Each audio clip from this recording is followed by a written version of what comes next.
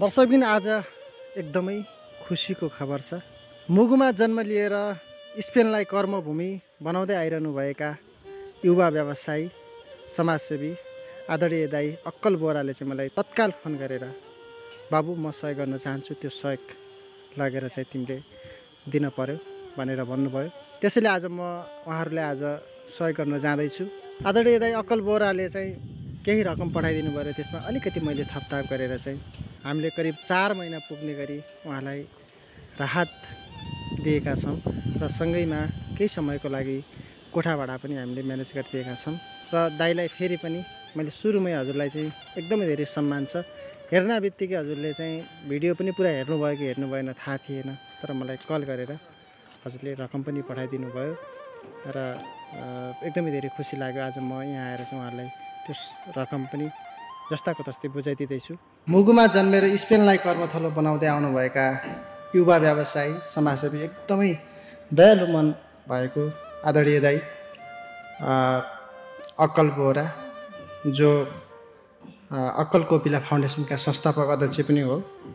उहाँले फोन गरेर यस्तो घटना रहेछ, यस्तो अवस्था रहेछ, यस्तो दयनीय अवस्था रहेछ, म सहयोग गर्छु भनेर मलाई चाहिँ केही रकम पठाइदिनु भएको थियो र त्यसमा मैले अलिकति थपेँ, साथीले पनि अलिकति थप्नुभयो र आज हामीले राहत ल्याएर करिब 3-4 महिना पुग्ला होइन, 3-4 महिना पुग्ने गरी हामीले उहाँलाई खाने व्यवस्था गरेका छौँ र केही समयको लागि भाडा पनि हामी दिनेछौँ। कस्तो लागिरहेको छ? आज दाइले सहयोग गर्नुभयो, हामीले पनि अलिअलि सहयोग गऱ्यौँ। हाम्रो लागि अब त्यस्तै अब खाना बस्न गाह्रो थियो। अब दाइले अलिकति सहज होला नि है? हजुर, अब 3-4 महिनासम्म हुन्छ। धेरै धन्यवाद भन्न चाहन्छु, दाइले धेरै सहयोग गर्नुभयो। अझ पनि गर्दै रहनु होला, अझ पनि हेर्दै रहनु होला। अब आशा राखेकी छु, भरोसा राखेकी छु। अझै हेर्नु होला देश विदेशमा भएका दाइ दिदीहरूलाई भन्दै म दाइलाई पनि धन्यवाद दिन चाहन्छु। आज म हजुरसँग अलिकति धेरै कुरा पनि गर्दिनँ, किनभनेदेखि अलिकति खुसी पनि थपिएको छ। हजुरले बस्नको लागि खानको लागि के सहज पनि भएको छ। कति महिनाको पुगिन् नानी? 5 महिनाको भयो नानी। अब दुध नआएर नभएर यस्तो भ्या। कस्तो चिटिक्क बरा रहेछ, कस्तो राम्रो रहेछन् है। तर पनि हेर्नु त भने जस्तोको पौष्टिक आहार पुगेको छैन, दुध पुगेको छैन। हजुर आफैले पनि खान बस्न गाह्रो पर्छ। दाइ के भन्नुहुन्छ? आज त सहयोग आयो त?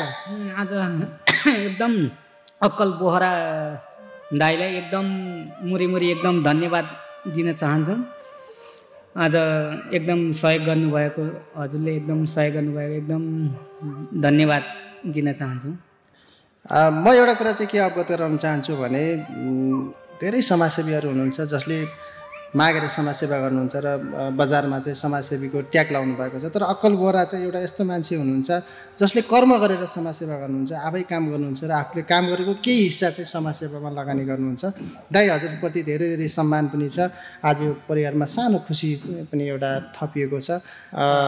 5 महिनाको नानी, नाम के राख्नुभयो?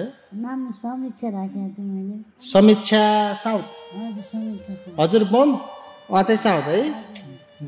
तर एउटा कुरा चाहिँ मैले आज अलिकति यो खुसी थपेको कारणले गर्दा मैले एउटा कुरा भन्नुपर्छ। कस्तो संयोग मिलेको हजुरहरूको जोडी छ। दुःख त छ मान्छेको जिन्दगीमा, अति धेरै दुःख हुन्छ, दुःख त छ। जति हामीहरूले दुःख गर्छौँ अरूले दुःख गर्छ त्योभन्दा बढी हजुरको होला दुःख, सबैलाई दुःख छ। तर हेर्नु त उहाँले आँखा देख्नुहुन्न, दृष्टिबिन हुनुहुन्छ, तर हजुरले आँखा देखाइरहनु भएको छ। हजुर हिडुल गर्न सक्नुहुन्न, तर दाइले चाहिँ हजुरलाई मजाले सबै ठाउँ पुर्याइरहनु भएको छ। कस्तो यो पनि एक किसिमको राम्रो प्रेम हो है। एउटा हजुरले मायाको चिनो जन्माउनु भयो, छोरी जन्मिन्, सौभाग्य अब के लक्ष्मी भनौँ। तर उनको भविष्यको लागि के हुनसक्छ, के सोच्नु भएको छ? अब त्यही हो दाइ, अब मबाट त गर्न सक्ने सहयोग केही छैन। अब बाहिर यो बच्चालाई मैले त जन्माइदिने मात्रै हो। बाहिर देश विदेशमा सम्पूर्ण तपाईँले दाइहरूले अब यसलाई हेर्ने पढाइ लेखाइ गर्दिनँ। हजुरको हातमा त म त जन्माइदिने मात्रै हो। अब मैले के गर्न सक्छु? आफू त बासको बास छैन, आफू खाउँ भने कहिले खान पुग्दैन, कहिले लाउन पुग्दैन। अब यो छोरी जन्माएर के गर्नु? जन्माएर त भएन नि त। अब जन्माउनु त धेरैहरू जन्माउँछन्, यो बच्चा जन्माइकन बेकार। अब हजुरको अब हजुरहरूले पढाइदिनुहुन्छ भन्ने आशा राखेको छु। पढाइ कस्तो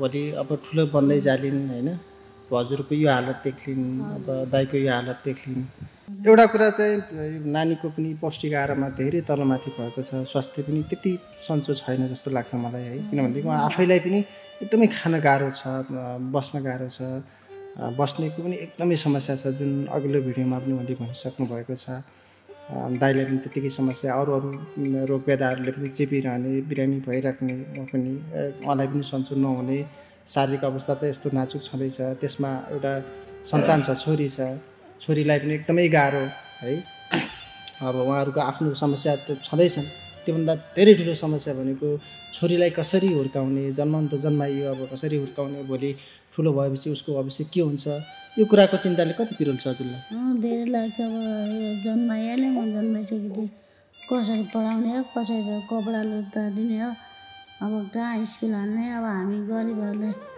अब कसै त सक्दैन हामी अपाङ्ग मान्छेले कहाँ स्कुलमा हाल्ने अब कसै तपाईँहरूको सहयोगले पढाइ लेखाइ गर्नुहुन्छ भने आशा राखेको छु आजसम्म हजुरहरूलाई कसैले सहयोग गरेको छ कि छैन यसरी आएर चाहिँ हजुरलाई कतैबाट सहयोग छैन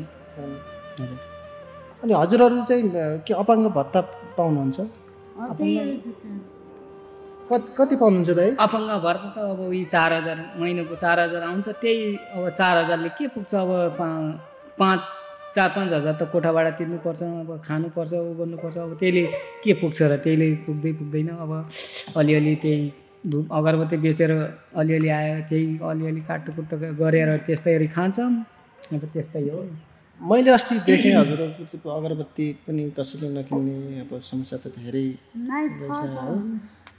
यसो भन्छ अब अगरबत्ती बेच्नु गयो भने नाइ छ तिमीहरू जस्तो कति आउँछन् कति आउँछन् अब हामी नै अगरबत्ती बेचेर बोकेर हिँड्न थाल्नु भयो त किन आउँछ जाऊ छैन भन्छन् कोही यी अपाङ्ग आएर हामीलाई लास्टै झ्याउ गरे यी अपाङ्गहरू कति अपाङ्ग हामी नै अपाङ्ग भइसकेका छौँ भन्छन् अब के हजुर उहाँहरूकै साथ सबैले अब खानुपर्छ अब लाउनुपर्छ उहाँहरूले दिएन भने अब के मर्नुभन्दा त पाउनु भएन अब के अब देश विदेशमा हेर्नुहुन्छ भने अब हामी यस्तै छ बुढा डिस्ट्रिक्ट हुनुहुन्छ म अपाङ्ग छु काठमाडौँमा आउनुभएको कति भयो हजुर 4 महिना भयो 4 महिना जति भयो है 4 महिना भयो नेपालगञ्ज बस्थ्यौँ पहिला अब यो डेलिभरी भएको नेपालगञ्ज हो भेरी हस्पिटलमा त्यहाँ पनि अलिअलि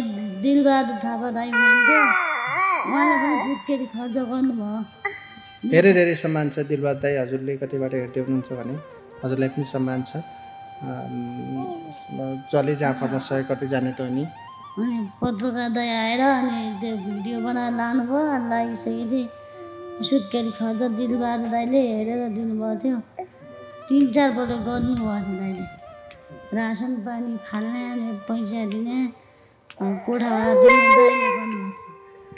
दाइले गर्नुभएको थियो अझ पनि कतै बेला हेर्नुहुन्छ भने दाइ हामी अब यस्तै जाउँ कहीँ सहयोग गर्नु होला भने हाँसेर पत्ती राखेको छु अब त दिलबहादुर दाइ मात्र होइन नि धेरै दाइहरूले सहयोग गर्नुहुन्छ हजुरलाई यो भिडियो हेरिसके पछाडि अक्कल दाइले त सहयोग गरिहाल्नु भयो होइन हजुरहरूको आफन्त कि कोही नजिकको मान्छे आफन्तै हुन् अब ऊ थार्पाका हुनुहुन्छ हामी अब सालिमको आफन्तै भनौँ अब अनि त धेरै ठाउँमा सहयोग गर्नुहुन्छ नि हजुर त्यो अब त्यही भएर त सुनेर मैले पनि अब उसले धेरै सहयोग गर्नुहुन्छ भनेर सुनेर मैले पनि अब त्यो अब कतै हामीलाई पनि सहयोग गर्नुहुन्छ कि भनेर आशाले यो गरेको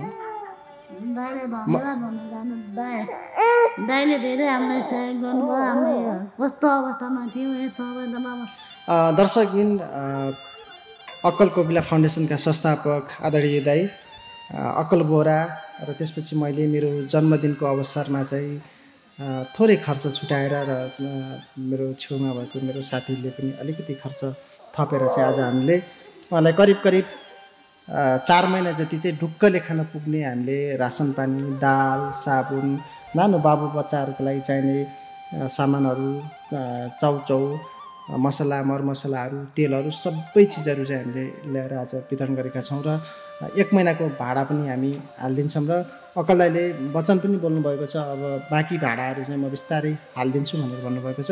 यदि हजुरहरूलाई पनि सहयोग गर्न मन छ, यो अवस्थामा हेर्नु त कस्तो गाह्रो अवस्था, दयनीय अवस्था छ, यो अवस्थालाई चाहिँ अलिकति भए पनि राहत होला मैले गरेको सहयोगले भन्ने चाहिँ त्यो सोच छ भने हजुरहरूले यदि सहयोग गर्न चाहनुहुन्छ भने चाहिँ मैले यो भिडियोको मुनितिर उहाँहरूको नम्बर राखिदिन्छु, उहाँहरूको खाता नम्बर राखिदिन्छु। हजुरहरूले मजाले सहयोग गर्न सक्नुहुनेछ र अलिक सहज पनि होला, सासै फेर्न भए पनि सहज होला। यहाँहरूको यो दयनीय अवस्थालाई देखेर एकदमै हामीलाई पनि एकदम दया लाग्यो। जुन अक्कल दाइले सहयोग गर्नुभएको थियो त्यसपछि गएर हिम्मतको बर्थडे भएको कारणले एकैचोटि ठ्याक्कै त्यो संयोग परेकोले अनि जाम्न सहयोग गरौँ भन्ने भएको थियो। साह्रै यहाँ आउँदा त मन त अति नै भयो क्या उहाँहरूको अवस्था, यस्तो अवस्था हुनुहुन्छ। त्यसमा अनि फेरि नानी जन्माएर रहेछ, यो हेर्ने भने त लगभग अति नै हो क्या, साह्रै नै भएको छ। जोस् जुन हामीले अलिअलि भए पनि राहत ल्याएको छौँ त्यसले चाहिँ केही महिनासम्म चल्छ। अरू आउने राहतहरू हामीले पनि काहीँ न काहीँ कोर्डिनेसन गरौँला, यताउता गरौँला, त्यहाँबाट के कति गर्न सकिन्छ उहाँलाई सहयोग गर्दै गरौँला। र जो जतिले अहिले यो भिडियो हेरिराख्नु भएको छ उहाँहरूले पनि थोरै भए पनि एक्स्ट्रा खर्च गर्ने कुरा चाहिँ त्यसलाई चाहिँ अलिकति बचाएर भए पनि उहाँहरूको लागि केही राहत हुन्छ भन्ने कारणले थोरै भए पनि बचाएर 100-200 र सहयोग भन्ने कुरा ठुलो सानो भन्ने हुँदैन। सच्चा मनले चाह्यो भने 5 रुपियाँ भन्दा पनि धेरै ठुलो सहयोग हुन्छ। त्यही कारणले जो जतिले जसरी गर्न सक्नुहुन्छ तपाईँहरूले पनि सहयोग गरिदिनु भयो भने उहाँहरूको जीवन धन्य हुनेछ। केही नभए पनि जसरी बाँचिराख्नु भएको छ तर अलिअलि बाँच्ने नयाँ आधार केही थपिन सक्छ भन्ने चाहिँ हो। अन्तिममा के भन्न चाहनुहुन्छ दाइ? अन्तिममा के भन्न चाहन्छु भने हजुर सबै अक्कल दाइ सबैलाई एकदम धन्यवाद भन्न चाहन्छु। अब सहयोग गर्नुभएको म एकदम मुरी धन्यवाद भन्न चाहन्छु। अन्त्यमा के भन्न चाहनुहुन्छ दिदी?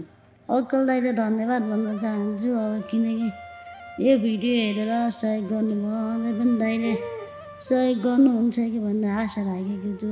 3-4 महिना पुग्छ होला अब ज्ञान अझै पनि सहयोग गर्नुहुन्छ। देश विदेशमा हुने दाजुभाइ दिदीबहिनीहरू अझ कलाकार अब यसै धनी मैले सहयोग आशा राखेको दाइ। यो खाद्यान्न सँगसँगै अलिकति बचेको पैसा र हामीले पनि अलिकति केही थप्ता पारेर हजुरलाई 1 महिनाको चाहिँ भाडा तिर्न पनि हामीले पैसा ल्याइदिएका छौँ। यो 5000 राख्नु, अनि यो खानेकुरा रासन पानी लगभग 3 महिनालाई पुग्ला। बाँकी केही समस्याहरू परे पनि मेरो नम्बर पनि छ र म अक्कल दाइसँग पनि सहकारी गर्नु र सम्पूर्ण दर्शकहरू जो जतिले भिडियो हेर्नुभएको छ सम्पूर्ण दर्शकहरूले पनि सहयोग गर्नुहुनेछ। यो पैसा राख्नु दिदी। त्यही हो अब दाइ, अब हात खुट्टा हुनेलाई त सहयोग गर्नुहुन्छ भनेको। अब हामी त अपाङ्ग छौँ, बुढा दृष्टिबिन हुनुहुन्छ, म अपाङ्ग छु। अब के गरी खाने कस्तो गर्ने? अगरबत्ती बेच्नु नभयो भने कसै दाइहरूले दिदीहरूले धान्नुहुन्न। छोरीलाई अब नजन्माउनु पर्ने थियो, जन्माइहाल्यो। अब जन्माइसकेपछि अब छोरी कसरी, अब अहिले त 5 महिना छ, अब पछि ठुलो हुँदै जाला। कसरी पढाउने, कसरी लेखाउने, कसरी लुगा लत्ता दिने भन्ने समस्या छ। अब हजुरहरूको आश भरोसाले म बाँचेको छु। दर्दनाक अवस्था देखिसके पछाडि चाहिँ हामीले पनि सहयोग गऱ्यौँ, अखिल दाइले पनि सहयोग गर्नुभयो र हजुरहरूले पनि हजुरले जे जति सक्नुहुन्छ सहयोग गरिदिनु होला। मेरो पनि यही अनुरोध छ र मैले भनिसके अघि नै उहाँहरूको सम्पर्क नम्बर, खाता नम्बर म यो भिडियोमा राखिदिएको छु। अन्त्यमा सहयोग गर्ने सम्पूर्ण मनहरूप्रति धेरै धेरै धन्यवाद। अक्कललाई साँच्चैकै सम्मान छ, हजुरप्रति एकदम सलाम छ।